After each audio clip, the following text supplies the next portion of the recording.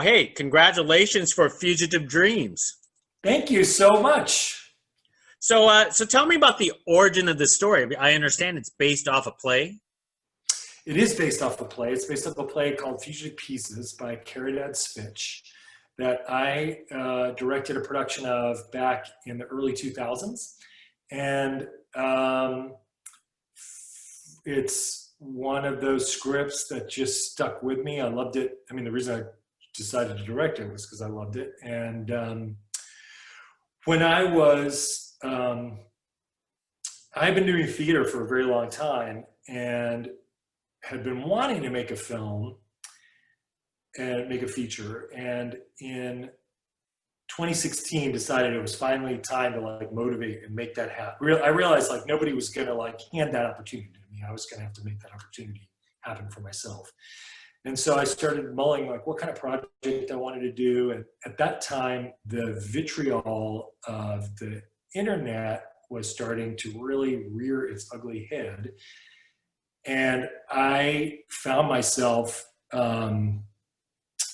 really like I went into a state of depression over the whole thing. Like I had to get off Facebook. You know, it was just, I just couldn't believe the ugliness that I was seeing online. And felt like the only thing that I could do as an artist was to try to make a project that was about love. Mm-hmm. So I spent about 2 months trying to figure out what that thing would be. I actually kind of did like a whole personal reset through that period. And in a part of that was rereading the play script Fugitive Pieces and just finding I was crying at the end of reading it and realized that these characters and this story was even more timely than it felt like it was when I originally did the play back in 2002. And yeah, called up Caridad, asked her if she would be willing to let me try to adapt her play script. She said yes, and we were off to the races. So tell me how you wanted to approach adapting the play onto screen, because I found your film very unique in its own way. Oh, thanks. Yeah, I mean, I think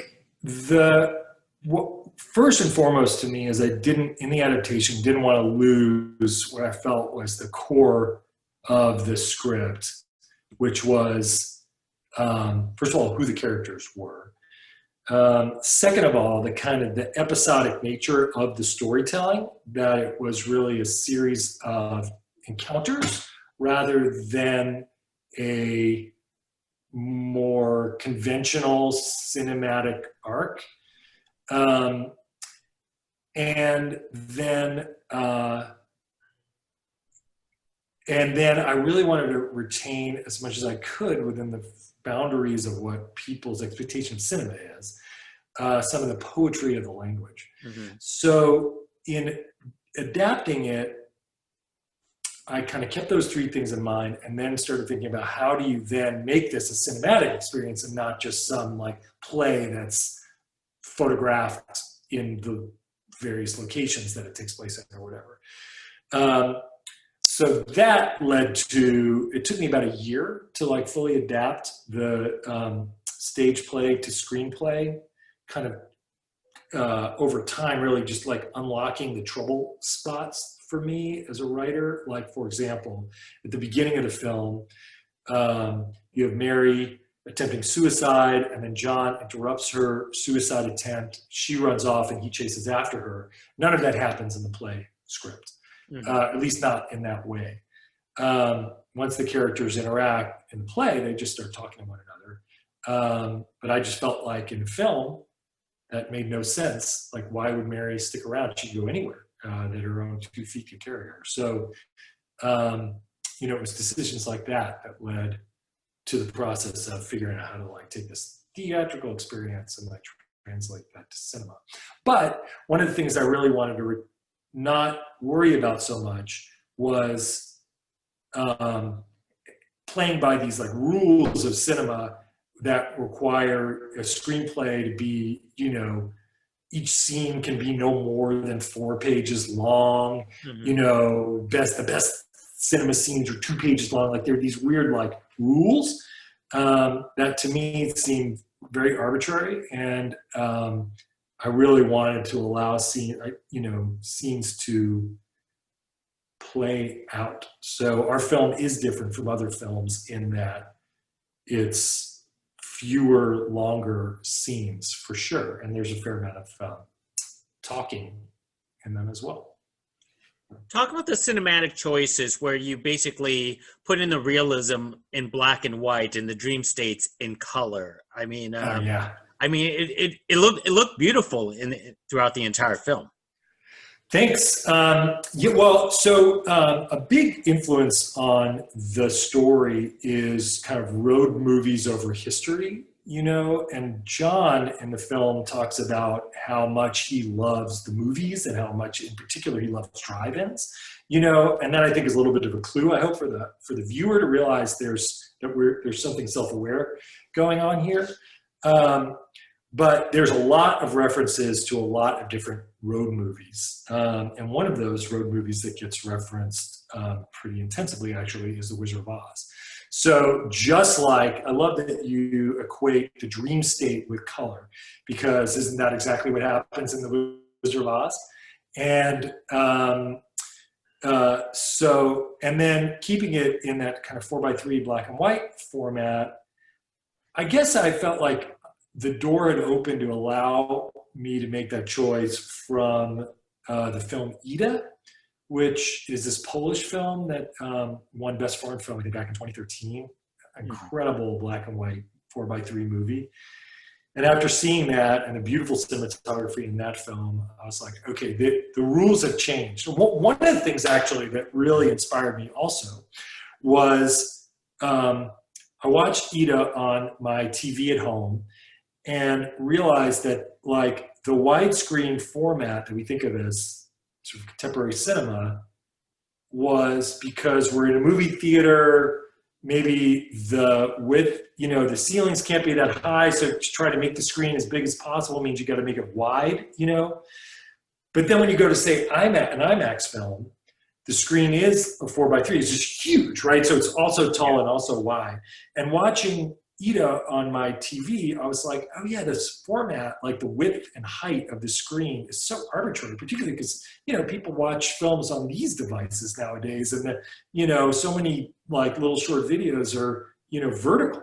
Like the rules of aspect ratio, I think, are kind of tossed out the window at that point. So at that point, I just felt like I was so free to make this choice, and it felt so right because, like, The Wizard of Oz, The Grapes of Wrath, Sullivan's Travels, all of these classic Hollywood movies that were inspiring my vision for what this film would be were all 4:3 black and white movies also, because that was the format at the time. Absolutely. I do want you to address the cliche of you know, homeless people jumping on trains to travel to practically nowhere, because usually they don't have a destination. But could you talk about that and filming on a train set? Well, for one, even though it is a cliche, it actually still happens. You have these hobos that ride the rails. You know, you can like go on YouTube and actually check out videos from these folks. It's just amazing. And I felt like that was such an American thing, you know, the riding of the rails, that, you know, from the 1930s still to the present day. I mean, it's a quintessentially American homeless thing. But we got, I mean, it was an amazing confluence of luck and hard work that got us to a place where we could actually shoot on a train. Capital Metro gave us the rail line, and we're in Austin, Texas, Cap Metro. And then this nonprofit organization, Austin Steam Train Association, put the train together for us with the locomotive and the boxcars. And we actually had passenger cars that served as like a mobile production office while we were out on, you know, what was, you know, 60 miles of rail line shooting this thing.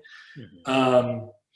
We had to like tie everybody down inside the train to make sure that people wouldn't fall out the door by accident. And we could have only a limited amount of crew inside the boxcar because it was such a tight squeeze.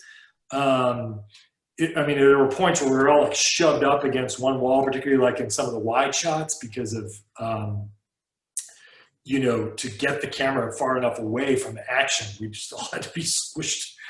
And then it was like on a couple of days, just so frigidly freezing cold, you know, that it was almost unbearable. To be allowed to shoot with a boxcar, driving with an opening, you know, on the rail line, federal law says you can't have the door of the boxcar be open. That's not allowed. So the workaround was the Austin Scene Train Association people actually removed the door from the boxcar altogether. So now there was no open door because there was no door to open. It was just an opening. And that was the like workaround that allowed the feds to actually check the box that said we were allowed to shoot on the rail line. So that was amazing. It was hard and challenging, but obviously on the screen, it's just magic. Well, it sounds like you had a wonderful experience. But before I let you go, we're talking via Zoom right now during this precarious time. And obviously, you know, play theaters are not open yet and production are slowly coming back. How are you staying creative and sane during this time? Well, I'm not sure I'm staying sane, but well, I am. One, it's been fun just to be able to get this movie out at all. You know, I mean, when I went into it, I wasn't sure if we would even be able to make it. And then when we made it, you know, I wasn't sure if any film festivals would accept us, you know, and then COVID hit and we're like, okay, I guess the movie's just never going to find an audience. And all of a sudden film festivals started accepting us. And what's been great about this is my, you know, closest friends and family who don't live in Austin are actually able to see it because it is virtual, you know? So if it were just in Austin, there'd be a whole bunch of folks that I would be like, man, I wish they could have seen this movie while it was in its festival run that might not have been able to, that could. So that's been great. And then to try to not lose my mind over the fact that we can't actually make anything right now or be in the theater with each other right now, I've just been doing a lot of writing. So yeah, I'm working on, I've got one project that it looks like it's going to be my next feature, and I'm just started in the last week actually taking notes on the next thing. So yeah, we'll see. I'm confident COVID isn't going to last forever, so we'll be making stuff again. Absolutely. That's what they always say, right? Eventually it has to end. Yes, it will end by hook or by crook. That's right. Well, hey, Jason, hey, I really appreciate you speaking with me. I believe you made one of the most beautiful films this year. Oh my gosh, Gabe, thank you so much for saying so. I really appreciate that. And thanks for having me. Hey, not a problem. Hey, thank you. Next time. All right, take care, man. You too. Bye now. All right, bye-bye.